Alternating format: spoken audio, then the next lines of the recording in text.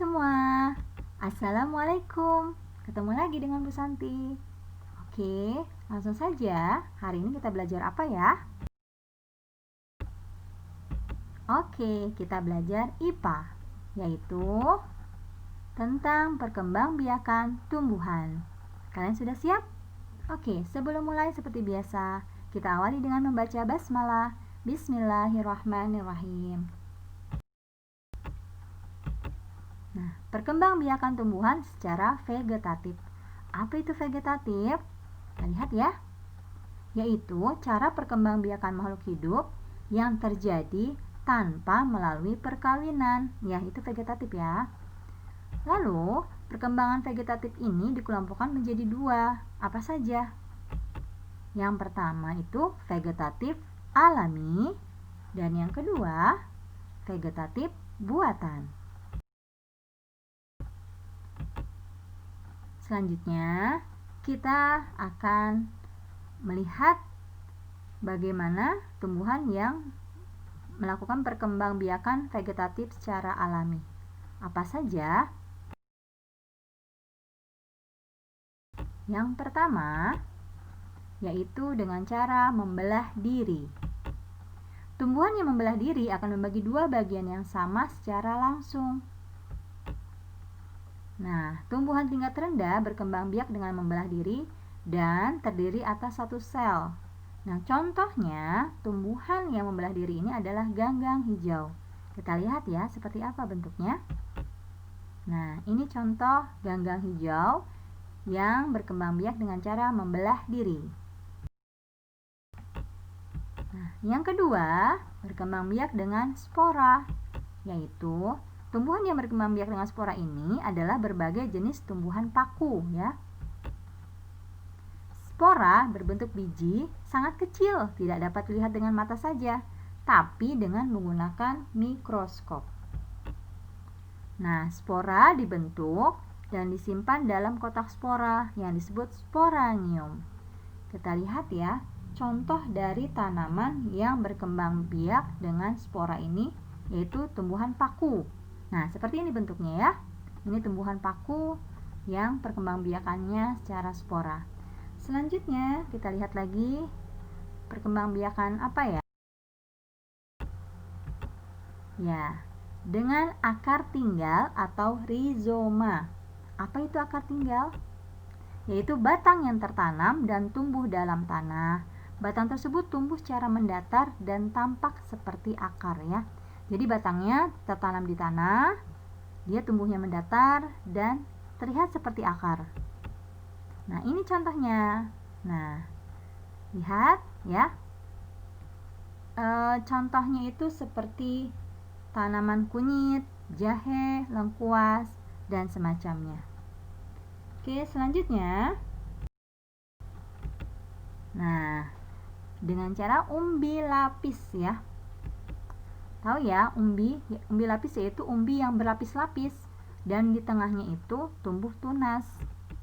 Umbi lapis baru yang berasal dari tunas ketiak terluar itu akan tumbuh membentuk tunas yang disebut siung. Nah, tumbuhan yang berkembang biak dengan umbi lapis ini contohnya seperti bawang merah, bawang putih, bunga bakung, bunga tulip, itu ya. Nah, ini seperti ini. Tuh. Ada bagiannya, di luarnya ada sisik-sisik, lalu ada kuncup di dalamnya. Ada yang namanya subang atau cakram dan ada akar serabut, ya. Ini perkembangbiakan dengan cara umbi lapis. Ini apa ya? Umbi batang. Lihat, ada bagian batang, lalu yang lekukan itu adalah mata tunas dan ada akar-akarnya. Umbi batang adalah batang yang tumbuh dan berkembang di dalam tanah, di mana bagian ujungnya itu akan menggelembung menjadi ubi, ya. Jadi itu sebenarnya batang ada di tanah dan ujungnya itu menggelembung dan disebut ubi, ya. Sebenarnya umbi batang itu merupakan cadangan makanan bagi tanaman. Nah, jadi yang menggelembung itu cadangan makanan ya. Bagian permukaan umbi batang akan ditumbuhi sisik, sedangkan pada bagian kuncupnya akan membentuk mata tunas. Nah, selanjutnya ini adalah geragih atau stolon. Apa itu geragih? Yaitu batang yang tumbuh menjalar di atas atau di bawah permukaan tanah. Nah, ini contohnya ya. Lihat. Batangnya itu menjalar di atas atau di bawah permukaan tanah ya. Nah, nanti akan tumbuh akar-akar lagi. Itu namanya geragih atau stolon. Nah, ini contohnya adalah pegagan ya, nama tanamannya. Juga contoh lain adalah rumput teki. Rumput teki juga berkembang biak dengan geragih atau stolon. Dan yang terakhir ini jenis arbe ya, atau stroberi juga sama berkembang biak dengan cara geragih atau stolon ini.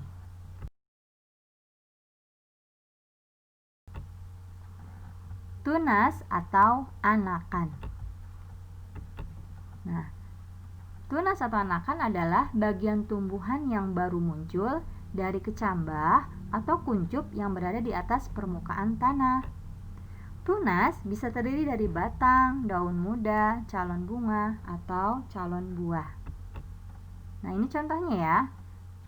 Pohon atau tanaman yang berkembang biak dengan tunas, contohnya salah satunya pohon pisang. Lalu apa lagi? Nah, lidah buaya juga. Lalu bambu ya, itu antara lain contoh-contoh tumbuhan yang berkembang biak dengan tunas. Selanjutnya, nah ini dengan tunas adventif ya. Apa itu? Yaitu tunas yang tumbuh bukan dari ujung batang atau ketiak daun ya. Nah, ini contohnya. Ini adalah tanaman cocor bebek ya.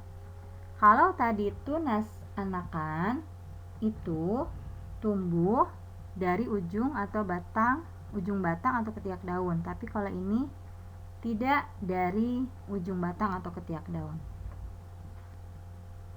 Contohnya bunga cocor bebek ya. Tunas tumbuhan baru ini muncul dari lekukan-lekukan pada daun cocor bebek. Tunas tersebut akan tumbuh menjadi tumbuhan baru. Selanjutnya, kita akan masuk perkembangbiakan tumbuhan secara vegetatif. Vegetatif buatan maksudnya ya, yaitu yang pertama, cangkok. Cara perkembangbiakan pada tumbuhan dengan menanam batang atau dahan yang diusahakan berakar terlebih dahulu sebelum dipotong dan ditanam di tempat lain.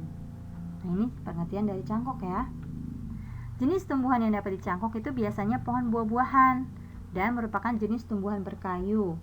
Misalnya seperti pohon mangga, jeruk, jambu, itu yang bisa dicangkok ya. Nah, ini gambar cara mencangkok tanaman. Lihat. Dimulai dari nomor 1 itu kayunya dengan menggunakan pisau diiris ya, seperti nomor 2, lalu dibuka seperti nomor 3, lalu dibungkus dengan tanah dan diikat ya, diikat dengan menggunakan media supaya tidak lepas tanahnya. Lalu setelah tumbuh akar, baru kemudian dipotong dan dipindahkan atau ditanam ke dalam tanah. Ya, seperti itu ya. Dan ini contohnya, gambar dari tanaman yang dicangkok. Pasti kalian sudah pernah lihat ya. Oke, selanjutnya, tumbuhan yang berkembang biak secara vegetatif buatan dengan cara stek. Yaitu perkembangbiakan dengan stek ini dilakukan dengan cara menanam bagian tertentu tumbuhan tanpa menunggu tumbuhnya akar baru terlebih dahulu. Kalau cangkok tadi, itu kan harus menunggu tumbuhnya akar baru kemudian dipotong dan ditanam. Tapi kalau stek ini tidak ya, tanpa menunggu tumbuhnya akar baru terlebih dahulu. Nah, stek ini terbagi dalam beberapa jenis. Yang pertama, stek batang. Stek batang ini adalah potongan batang tumbuhan yang hendak di stek harus mempunyai sebuah mata sebagai bakal tunas dan sudah cukup tua. Nah, ini contohnya ya. Ini contohnya adalah batang singkong ya. Ini bisa di stek batang ya. Dengan cara dipotong, tapi dipotongnya itu tidak lurus tapi agak meruncing ya. Baru kemudian ditanam. Itu ketika ditanamnya tidak perlu menunggu untuk tumbuh akar dulu ya.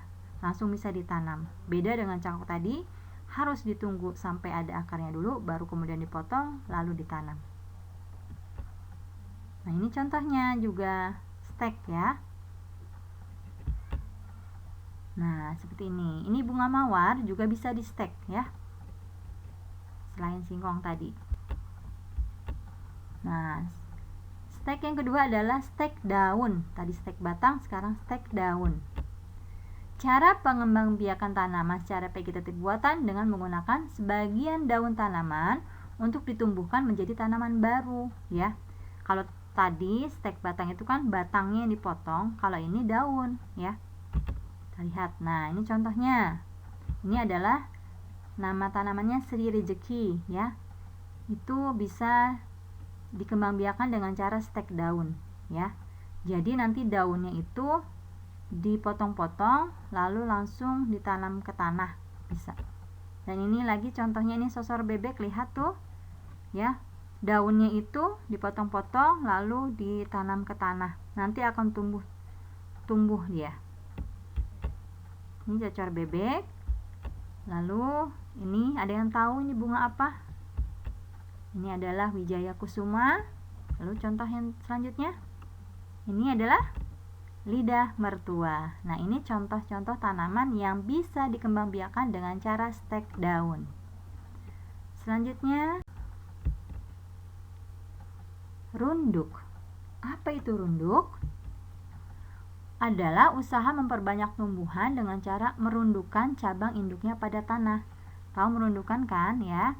Jadi cabang induknya itu dirundukkan pada tanah. Nah, ini contohnya seperti pada gambar. Lihat. Tuh. Cabang induknya tuh dimasukkan ke dalam tanah ya. Ditanam gitu tanpa dilepas dari tanaman induknya. Nah, ini contoh tanaman yang bisa dikembangbiakan dengan cara runduk ini. Ini namanya adalah bunga alamanda. Lalu contoh yang lain yang bisa dikembangbiakan dengan runduk adalah ini adalah melati. Nah, oke. Selanjutnya perkembangbiakan tumbuhan secara generatif. Kalau tadi sebelumnya secara vegetatif, sekarang secara generatif. Apa itu? Yaitu perkembangbiakan secara kawin atau pembuahan. Kalau vegetatif tanpa pembuahan, kalau generatif dengan pembuahan. Nah, sekarang sebelum mulai, kita lihat dulu bagian-bagian bunga untuk belajar perkembangbiakan secara generatif ini ya.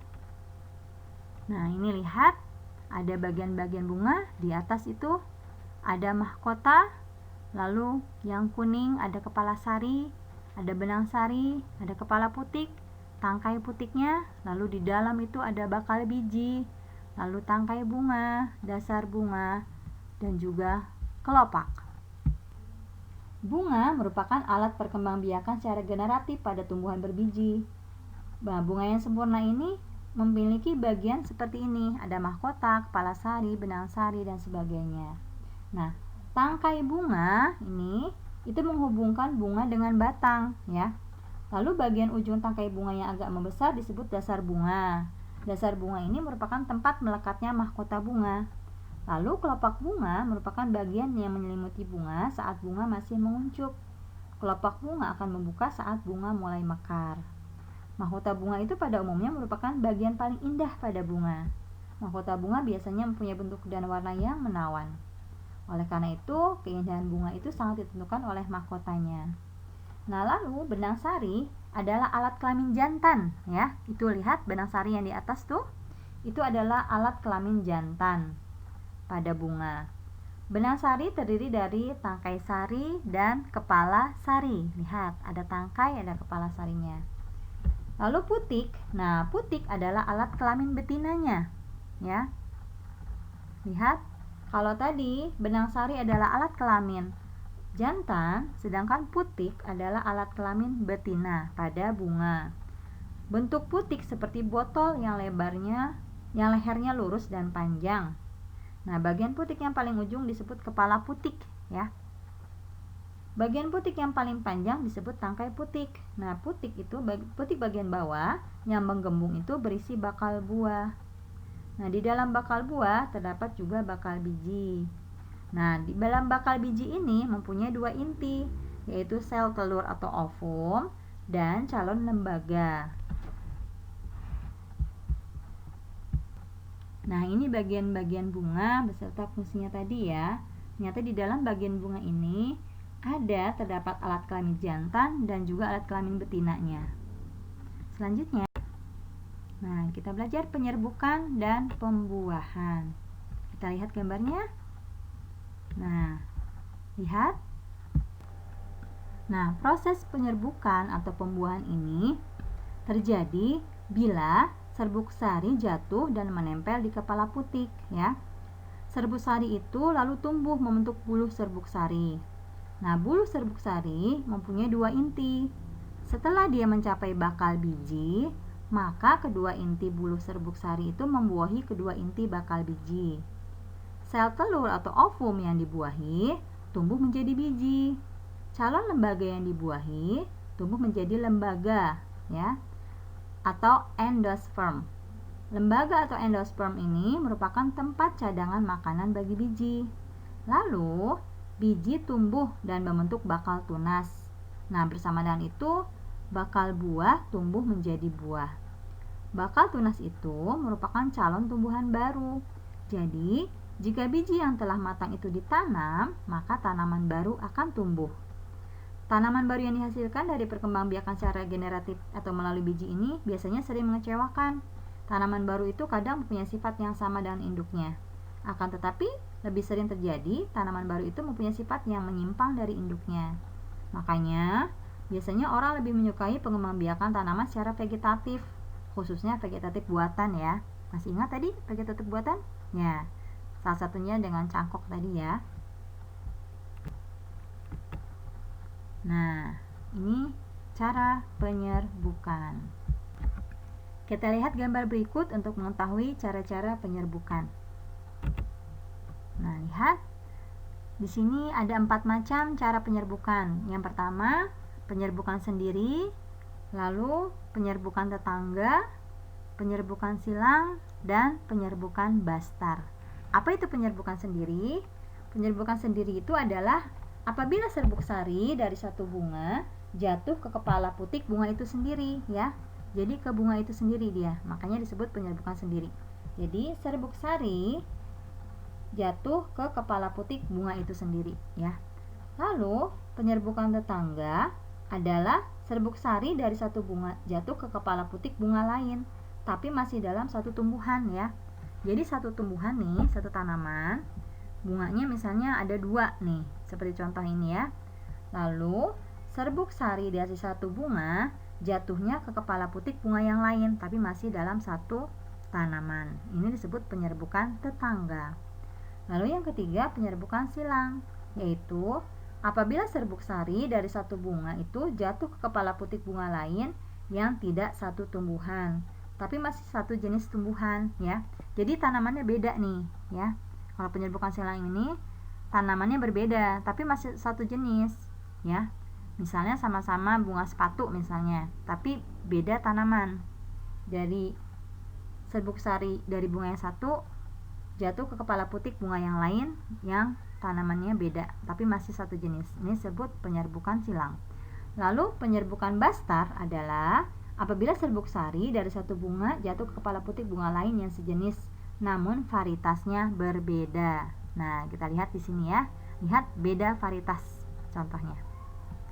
Oke. Nah, sekarang kita mengenal tentang perkembangbiakan manusia. Kalau tadi sebelumnya perkembangbiakan tumbuhan. Manusia itu berkembang biak dengan cara melahirkan. Sebelum dilahirkan, bayi itu mengalami pertumbuhan dalam rahim selama kurang lebih 9 bulan. Perkembangbiakan manusia itu dimulai dengan terjadinya penyatuan sel sperma dan sel telur. Calon bayi mendapat makanan dari tubuh ibu melalui plasenta atau ari-ari di dalam rahim. Nah, setelah dilahirkan, bayi akan mendapat makanan utama yaitu berupa air susu ibu atau ASI sebelum kemudian memakan makanan yang lain. Oke, itu adalah perkembangbiakan manusia secara singkat. Demikian pembahasan kita pada hari ini. Bu Santi berharap semoga kalian dapat memahaminya. Ada tugas yang harus kalian selesaikan nanti. Oke. Jika belum jelas boleh diulang-ulang. Mohon maaf apabila ada salah. Demikian dari Bu Santi. Kita sama-sama ucapkan hamdalah, alhamdulillah. Assalamualaikum warahmatullahi wabarakatuh.